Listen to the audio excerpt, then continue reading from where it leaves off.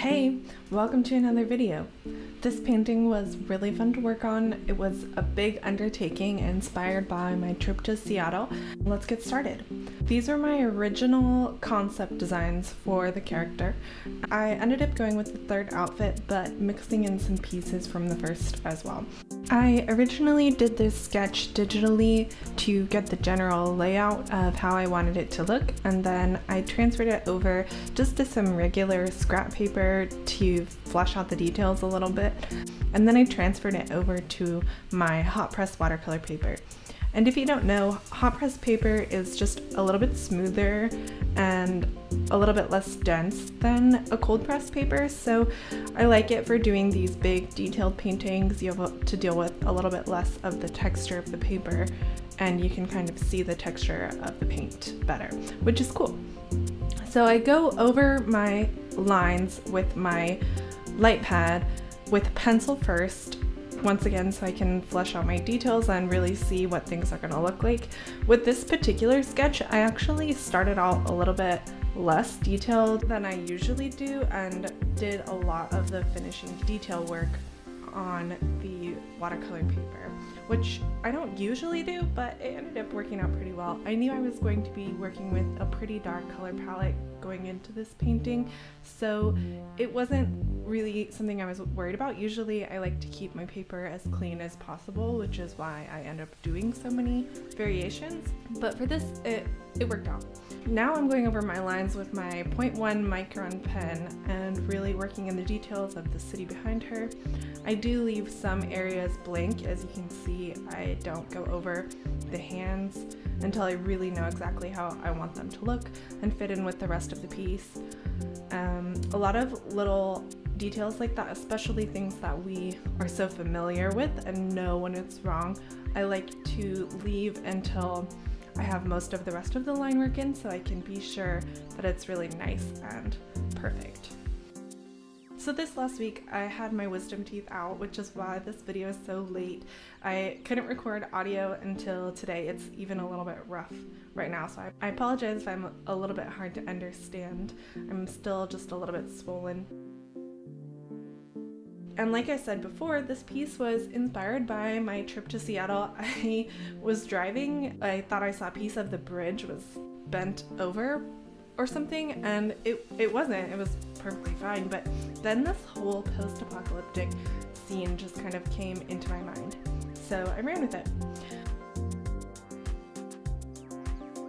I knew I wanted it to be pretty realistic, so I was going in with a lot of grays and greens for the background, but I wanted to be sure that my character would pop off the page, so I wanted her to have a little bit of a color pop. The color comps gave me a chance to experiment a little bit and see what kind of color pop I really wanted. I ended up going with this red scarf, and I was really happy with the way that turned out. Now I'm going over everything that I want to make sure stays nice and clean with my masking fluid. If you don't know, masking fluid is a latex-based liquid that you can paint over areas with to make sure that they don't get any watercolor paint on them. It's really nice because watercolor paint does travel, especially if you're working on an incline. So it's really good for making sure that you keep areas free of extra pigment that you really don't want. It kind of just prevents mistakes.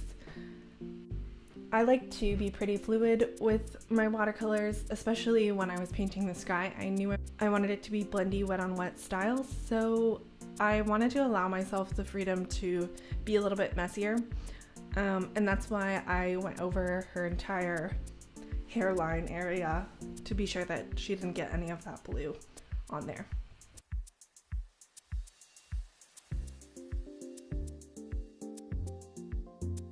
I go over the sky so many times during this painting process. I was really happy with the outcome, but for most of the video, you'll notice that there's this really dark smudge right in the middle, and I finally get rid of it in the end, but we'll just ignore it for now. Working on the landscape for this was interesting. I don't do a lot of cityscape style stuff like this, so I did a few different practices before I went in and did the final version for this. I used a lot of references, especially for Seattle specifically.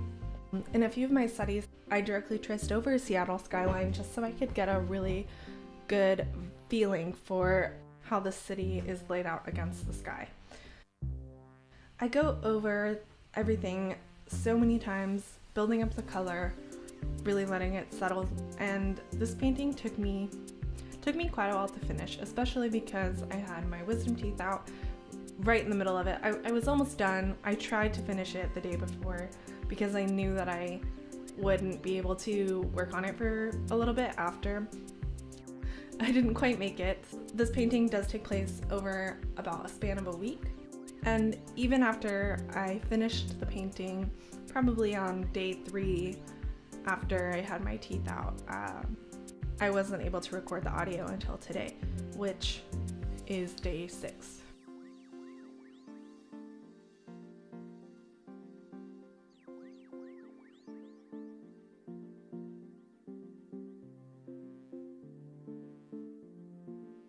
I actually ended up downloading and listening to a post-apocalyptic novel while I was working on this piece, so I was double immersed in this horrific aftermath world. The book that I'm listening to doesn't take place in Seattle, but it's pretty cool. It's fun listening to something that kind of has something to do with what I'm working on. It adds to the world even more.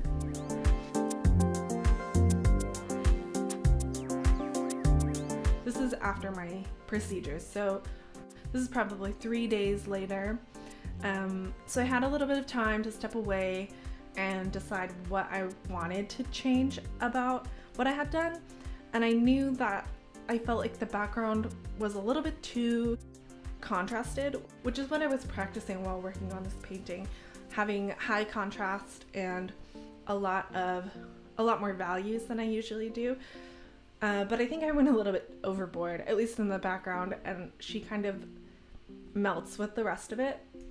So I ended up adding some more masking fluid over the bridge and mixing some whitewash with water and just going lightly over the more distant background to make it seem just a little bit hazier to blend in with the sky.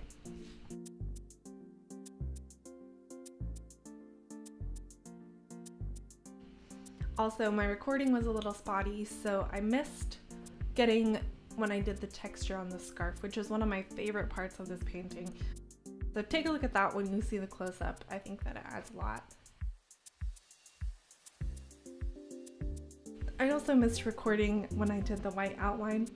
I think that it helps her pop from the background, which was part of my issue with this painting. All in all, I'm really happy with the outcome. I think that it was really fun to work on. I think there's a clear narrative, and I will definitely be doing more things like this in the future. So here she is in ruined Seattle, and thank you so much for watching. I'll see you next time.